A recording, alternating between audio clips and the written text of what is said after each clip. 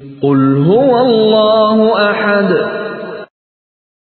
آپ کہہ دیجئے کہ وہ اللہ تعالیٰ ایک ہی ہے۔ اس حکم کے اولین مخاطب تو رسول اللہ صلی اللہ علیہ وسلم ہے، کیونکہ آپ ہی سے یہ سوال کیا گیا تھا کہ آپ کا رب کون اور کیسا ہے، اور آپ ہی کو حکم دیا گیا کہ اس سوال کے جواب میں آپ یہ کہیں۔ لیکن حضور کے بعد ہر مومن اس کا مخاطب ہے، اسے بھی وہی بات کہنی چاہیے جس کے کہنے کا حکم حضور کو دیا گیا تھا۔ آگے چل کر یہ بھی ذکر کیا گیا ہے کہ یعنی میرے جس رب سے تم تعارف حاصل کرنا چاہتے ہو وہ کوئی اور نہیں بلکہ اللہ ہے۔ یہ ان سوال کرنے والوں کی بات کا پہلا جواب ہے، اور اس کا مطلب یہ ہے کہ میں کوئی نیا رب لے کر نہیں آ گیا ہوں جس کی عبادت دوسرے سب معبودوں کو چھوڑ کر میں تم سے کروانا چاہتا ہوں، بلکہ وہ وہی ہستی ہے جس کو تم اللہ کے نام سے جانتے ہو۔ اللہ عربوں کے لیے کوئی اجنبی لفظ نہ تھا، قدیم ترین زمانے سے وہ خالق کائنات کے لیے یہی لفظ استعمال کر رہے تھے، اور اپنے دوسرے معبودوں میں سے کسی پر بھی اس کا اطلاق نہیں کرتے تھے۔ دوسرے معبودوں کے لیے ان کے ہاں الہ کا لفظ رائج تھا۔ پھر اللہ کے بارے میں ان کے جو عقائد تھے ان کا اظہار اس موقع پر خوب کھل کر ہو گیا تھا جب ابرہہ نے مکے پر چڑھائی کی تھی۔ اس وقت خانہ کعبہ میں 360 الہوں کے بت موجود تھے، مگر مشرکین نے ان سب کو چھوڑ کر صرف اللہ سے دعائیں مانگی تھیں کہ وہ اس بلا سے ان کو بچائے۔ گویا وہ اپنے دلوں میں اچھی طرح جانتے تھے کہ اللہ کے سوا کوئی الہ اس نازک وقت میں ان کی مدد نہیں کر سکتا۔ کعبے کو بھی وہ ان الہوں کی نسبت سے بیت الالہہ نہیں بلکہ اللہ کی نسبت سے بیت اللہ کہتے تھے۔ قرآن میں جگہ جگہ یہ بتایا گیا ہے کہ اللہ تعالیٰ کے بارے میں مشرکین عرب کا عقیدہ کیا تھا۔ مثال کے طور پر سورہ زخرف میں ہے، اگر تم ان سے پوچھو کہ انہیں کس نے پیدا کیا ہے تو یہ ضرور کہیں گے کہ اللہ نے۔ سورہ عنکبوت میں ہے، اگر تم ان سے پوچھو کہ آسمانوں اور زمین کو کس نے پیدا کیا ہے اور چاند اور سورج کو کس نے مسخر کر رکھا ہے تو یہ ضرور کہیں گے کہ اللہ نے۔ اور اگر تم ان سے پوچھو کہ کس نے آسمان سے پانی برسایا اور اس کے ذریعے سے مردہ پڑی ہوئی زمین کو جلا اٹھایا تو یہ ضرور کہیں گے کہ اللہ نے۔ سورہ مومنون میں ہے، ان سے کہو بتاؤ اگر تم جانتے ہو کہ یہ زمین اور اس کی ساری آبادی کس کی ہے، یہ ضرور کہیں گے اللہ کی۔ ان سے پوچھو ساتوں آسمانوں اور عرش عظیم کا مالک کون ہے،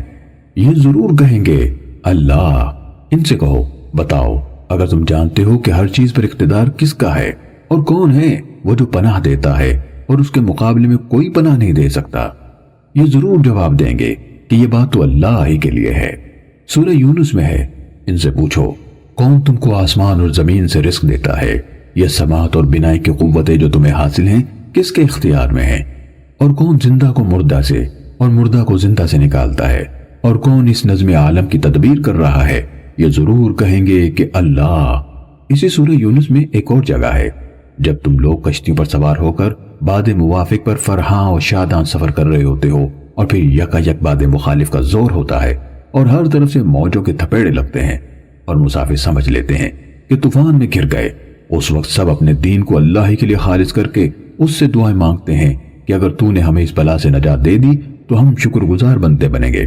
مگر جب وہ ان کو بچا لیتا ہے تو پھر وہی لوگ حق سے منحرف ہو کر زمین میں بغاوت کرنے لگتے ہیں۔ یہی بات سورہ بنی اسرائیل میں یوں دہرائی گئی ہے، جب سمندر میں تم پر مصیبت آتی ہے تو اس ایک کے سوا دوسرے جن جن کو تم پکارا کرتے ہو وہ سب گم ہو جاتے ہیں، مگر جب وہ تم کو بچا کر خشکی پر پہنچا دیتا ہے تو تم اس سے منہ موڑ جاتے ہو۔ ان آیات کو نگاہ میں رکھ کر دیکھیے کہ جب لوگوں نے پوچھا کہ وہ تمہارا رب کون ہے اور کیسا ہے جس کی بندگی و عبادت کی طرف تم ہمیں بلاتے ہو تو انہیں جواب دیا گیا وہ اللہ، وہ اللہ ہے۔ اس جواب سے خود بہت یہ مطلب نکلتا ہے کہ جسے تم خود اپنا اور ساری کائنات کا خالق، مالک، رازق اور مدبر و منتظم مانتے ہو، اور سخت وقت آنے پر جسے دوسرے سب معبودوں کو چھوڑ کر مدد کے لیے پکارتے ہو وہی میرا رب ہے اور اسی کی بندگی کی طرف میں تمہیں بلاتا ہوں۔ اس جواب میں اللہ تعالیٰ کی تمام صفات کمالیہ آپ سے آپ آ جاتی ہیں، اس لیے کہ یہ بات سرے سے قابل تصور ہی نہیں ہے کہ کائنات کو پیدا کرنے والا، اس کا انتظام اور اس کے معاملات کی تدبیر کرنے والا، اس میں پائی جانے والی تمام مخلوقات کو رزق دینے والا اور مصیبت کے وقت اپنے بندوں کی مدد کرنے والا زندہ نہ ہو، سنتا اور دیکھتا نہ ہو، قادر مطلق نہ ہو، علیم اور حکیم نہ ہو، رحیم اور کریم نہ ہو اور سب پر غالب نہ ہو۔ جبکہ اسی آیت کے ضمن میں آگے چل کر یہ بھی ذکر کیا گیا ہے، یعنی نحوی قواعد کی روح سے علماء نے هو اللہ احد کی متعدد ترکیبیں بیان کی ہیں، مگر ہمارے نزدیک ان میں سے جو ترکیب اس مقام کے ساتھ پوری مناسبت رکھتی ہے وہ یہ ہے کہ ہوا مبتدا ہے اللہ اس کی خبر ہے اور احد اس کی دوسری خبر۔ اس ترکیب کے لحاظ سے اس جملے کا مطلب یہ ہے کہ وہ جس کے بارے میں تم لوگ سوال کر رہے ہو اللہ ہے، یکتا ہے۔ دوسرا مطلب یہ بھی ہو سکتا ہے اور زبان کے لحاظ سے غلط نہیں ہے کہ وہ اللہ ایک ہے۔ یہاں سب سے پہلے یہ بات سمجھ لینی چاہیے کہ اس جملے میں اللہ تعالیٰ کے لیے لفظ احد جس طرح استعمال کیا گیا ہے وہ عربی زبان میں اس لفظ کا غیر معمولی استعمال ہے۔ معمولاً یہ لفظ یا تو مضاف یا مضاف الیہ کے طور پر استعمال ہوتا ہے، جیسے یوم الاحد ہفتے کا پہلا دن، اور فَبْعَثُوا أَحَدَكُمْ اپنے کسی آدمی کو بھیجو۔ یہ نفی عام کے لیے استعمال ہوتا ہے، جیسے ما جاءنی احد میرے پاس کوئی نہیں آیا، یا عمومیت کا پہلو لیے ہوئے سوال یا فقرے میں بولا جاتا ہے، جیسے هل عندك احد کیا تمہارے پاس کوئی ہے، یا اسی عمومیت کے پہلو سے شرطیہ جملے میں بولا جاتا ہے، جیسے ان جاءک احد اگر تمہارے پاس کوئی آئے، یا گنتی میں بولا جاتا ہے، جیسے احد اثنان احد عشر 1 2 11۔ ان استعمال کے سوا نزول قرآن سے پہلے کی عربی زبان میں اس امر کی کوئی نظیر نہیں ملتی کہ محض لفظ عہد وصف کے طور پر ان استعمالات کے سوا نزول قرآن سے پہلے کی عربی زبان میں اس امر کی کوئی نظیر نہیں ملتی کہ محض لفظ عہد وصف کے طور پر کسی شخص یا کسی چیز کے لیے بولا گیا ہو، اور نزول قرآن کے بعد یہ لفظ صرف اللہ تعالیٰ کی ذات کے لیے استعمال کیا گیا ہے، دوسرے کسی کے لیے کبھی استعمال نہیں کیا گیا۔ اس غیر معمولی طرز بیان سے خود بہت یہ ظاہر ہو جاتا ہے کہ یکتا و یگانہ ہونا اللہ کی خاص صفت ہے، موجودات میں سے کوئی دوسرا اس صفت سے متصف نہیں ہے، وہ ایک ہے، کوئی اس کا ثانی نہیں۔ پھر جو سوالات مشرکین اور اہل کتاب نے رسول اللہ صلی اللہ علیہ وسلم سے آپ کے رب کے بارے میں کیے تھے، ان کو نگاہ میں رکھتے ہوئے دیکھیے کہ هو اللہ کہنے کے بعد احد کہہ کر ان کا جواب کس طرح دیا گیا ہے۔ اولا اس کے معنی یہ ہے کہ وہی اکیلا رب ہے، کسی دوسرے کا ربوبیت میں کوئی حصہ نہیں ہے،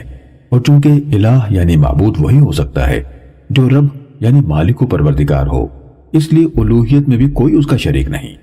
ثانیاً اس کے معنی یہ بھی ہے کہ وہی تنہا کائنات کا خالق ہے، تخلیق اس کام میں کوئی اور اس کا شریک نہیں ہے، وہی اکیلا مالک الملک ہے، نظام عالم کا مدبر و منتظم ہے، اپنی مخلوقات کا رزق رساں ہے، اور آڑے وقت میں مدد کرنے والا فریاد رس ہے۔ خدائی کے ان کاموں میں جن کو تم خود مانتے ہو کہ یہ اللہ کے کام ہے، کسی دوسرے کا قطعاً کوئی حصہ نہیں ہے۔ ثالثاً چونکہ انہوں نے یہ بھی پوچھا تھا کہ وہ کس چیز سے بنا ہے، اس کا نسب کیا ہے، وہ کس جنس سے ہے، کس سے اس نے دنیا کی میراث پائی ہے، اور اس کے بعد کون اس کا وارث ہوگا، اس لیے ان کے ان سارے سوالات کا جواب بھی اللہ تعالیٰ کے لیے صرف ایک لفظ احد بول کر دے دیا گیا ہے۔ اس کے معنی یہ ہے